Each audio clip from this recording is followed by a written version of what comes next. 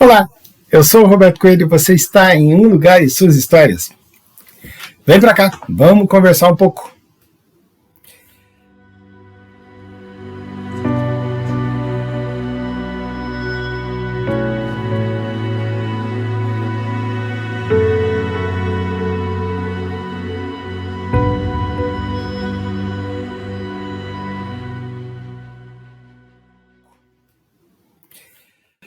Eu estou falando sobre cidades do Brasil e a pedido, então, eu hoje vou falar sobre a cidade de Mococa.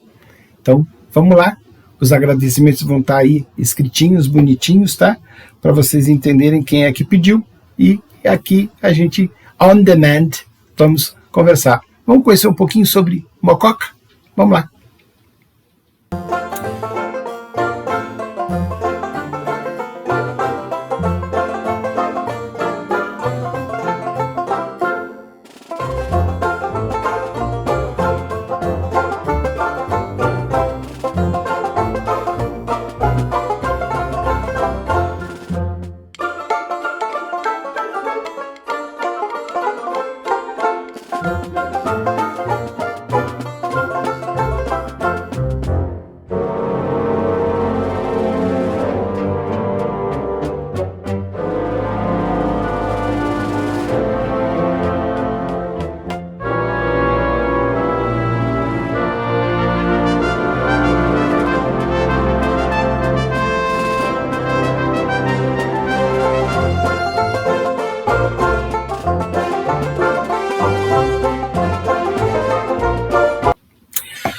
O nome da cidade se origina de uma língua tupi, que significa casa de Mocó, a partir então da junção Mocó e Oca, então casa de Mocó. Mocó é um roedor da família então das cavídeas, né, encontrado nas áreas descampadas e pedregosas ali da Caatinga. Olha, tem uma pessoa aqui nova aqui, a senhora Kel, participando aí, coadjuvante. Então esse roedor possui um tamanho um pouco maior do que um preá, uma cauda ausente e aí então a pelagem cinzenta, tá aí o mocó, né? A história de Mococa se inicia durante a primeira metade do século XIX, quando então errantes vindos ali de Minas Gerais, sobretudo a Euroca e outros municípios vizinhos ali, sabendo então da alta fertilidade do solo da região, iniciaram então o desbravamento de grandes matas, dando início então às primeiras ocupações, gerando então grandes propriedades para o cultivo do café e utilizando mão de obra escrava africana naquele processo ali de ocupação, né? Com os principais fundadores, então, nós temos aí o Garcia de Figueiredo, ou então o Barão de Monte Santo, e o Venerando Ribeiro da Silva, responsável então pelo traçado urbanístico de ruas e praças daquele município então que começava a emergir, né?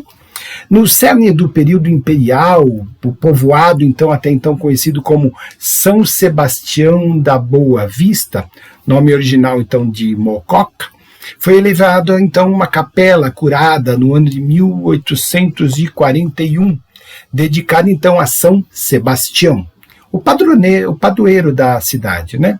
Para sua rusticidade, acaba perdendo a relevância ali nos séculos XIX, finais do século XIX. Desse modo, monta-se uma comissão incluindo nomes de alto escalão político e econômico aí da região de Mococa, incluindo então o Barão de Monte Santo, para a inauguração de uma nova matriz, que acabou acontecendo em 1896. A antiga igreja, então, veio a ser demolida só em 1919, dada então as suas precárias condições, sendo então reconstruída em 1921 com um estilo arquitetônico eclético, né? Eu costumo dizer que é bastardo, né? Neobastardo, mas é uma brincadeira. E a iniciativa iria então a Josefa de Silva e seu marido Francisco Figueiredo, tendo então em sua arquitetura projetada por um renomado arquiteto italiano chamado Gerardo Bozzani. Passou em 1857 a ser considerada uma freguesia. 1871 passou a condição de vila. 1875, então Gabriel Garcia de Figueiredo, junto então com o governo imperial, veio então a oficializar a cidade. Após então 1888, data então da abolição da escravatura, tinha que modificar ali a mão de obra escrava. A cidade passou então a receber uma massa de imigrantes, alguma coisa em cerca de 10 mil imigrantes. Alemães, austríacos, espanhóis, portugueses, libaneses vieram para a cidade. A partir dali de 1890, Mococa passou a ser um lugar muito próspero, com riquezas geradas com os produtores do café.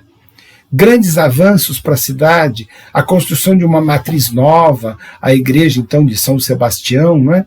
O início de operações então da Companhia Mogiana de Estradas de Ferro, responsável então por escoar a produção cafeeira ao mercado externo, a chegada de milhares de imigrantes receberiam então para trabalhar nas fazendas de café.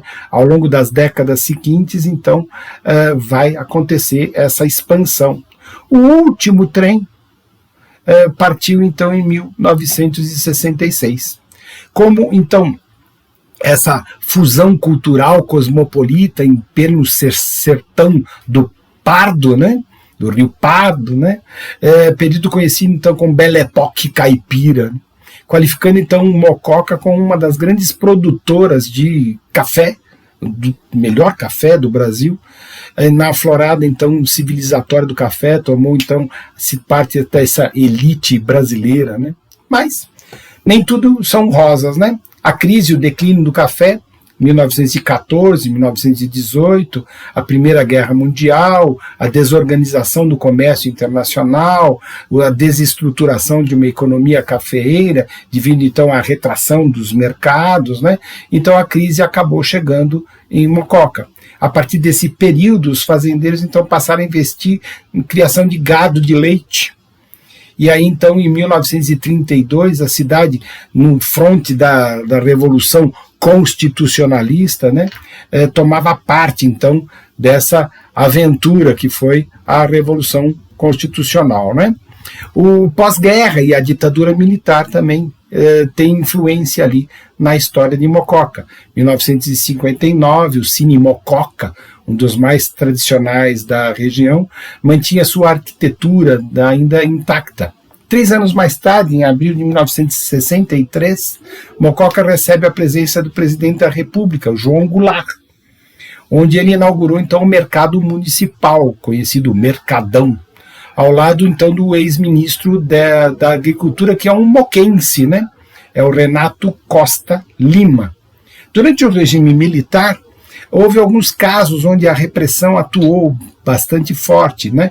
Como a prisão de um senhor chamado Milton Gagliardi, militante comunista da época, que fora transferido então para Cajuru, tendo sido solto algum tempo depois. Relevante também a presença de Carlos Lamarca, capitão do exército na época, conhecido por então desertar do exército e se juntar à luta armada, né? Então, em 1967, o tiro de guerra ali para realizar as inspeções técnicas, então, do tiro de guerra, passava naquela época aos ideais revolucionários que já começavam a se aflorar ali na cidade de Mococa. Aí, quando você passar por Mococa, já sabe um pouco da história, e se você não passar por lá, pelo menos você ficou conhecendo alguma coisa sobre uma cidade muito interessante, de uma história bastante interessante aí no interior da cidade, do estado de São Paulo, né? Nas quartas-feiras eu falo sobre a cidade de São Paulo e as ruas da cidade de São Paulo. Nas sextas-feiras, hoje, a gente fala sobre uma cidade do Brasil e conta um pouco da história desse lugar, né? Não é uma história toda, mas uma história para você entender a história daquele lugar. Dá o seu gostei ou o seu não gostei.